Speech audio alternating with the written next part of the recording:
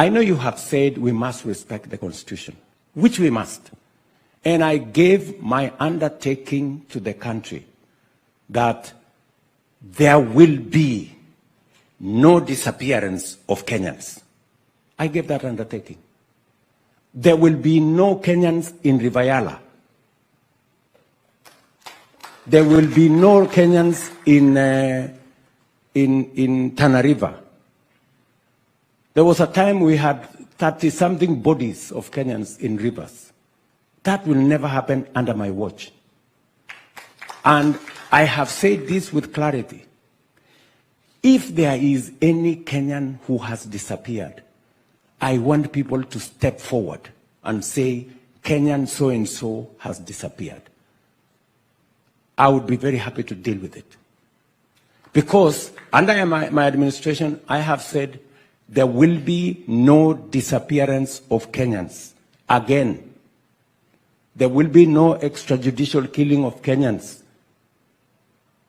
I have said that with clarity. And as we go forward, we must be truthful. When the Kenya National Human Rights stepped forward with fake news and said 200 Kenyans had been massacred in Githurai, it was a flat lie. I mean, surely. I mean, a whole institution that is supposed to be self-respecting, paid for by the government of Kenya, how can they go and tell the country that 200 Kenyans had been killed, which was utter, falsehood, I hope that's not the organization you want to defend, You cannot defend an organization that runs on fake news.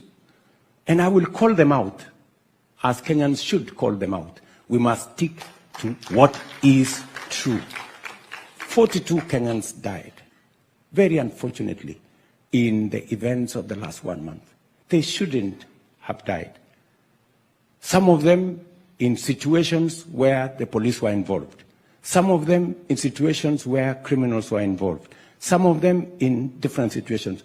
All those situations are under investigations. And I have given undertaking that the government of Kenya will support those families, even as we get to the bottom of what happened in those situations. I have also undertaken that there are Kenyans who unfortunately lost property. We are also going to support them because it was nothing of their doing that occasioned all that happened to happen. I am a great believer in the Constitution, and I will protect. I mean, many countries that have gone through what Kenya have gone through, Bangladesh, for example, they switched off the internet, they switched off the TVs, they did whatever they did. Kenya is running full steam. Internet is available every day. People are talking from all over the place. I mean, newspapers are writing whatever they want. The TV has 4 screens. They are showing what's happening in Kondele, what's happening in where. I mean, what further freedom, surely, would you ask from me? I have the machinery to switch them off. I did not switch them off. Because I am a believer in the rule of law. And I am a believer in free media.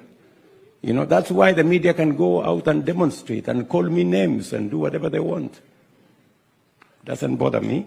But that is what freedom is about. That's what democracy is about. So I am very clear about what Katra has said.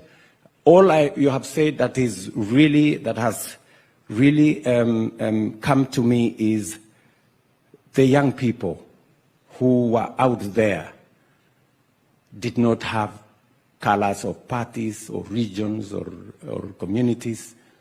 They had Kenyan flags. And that is why I am committed to making sure that the interests of Kenya, even as I appoint the new administration, come first.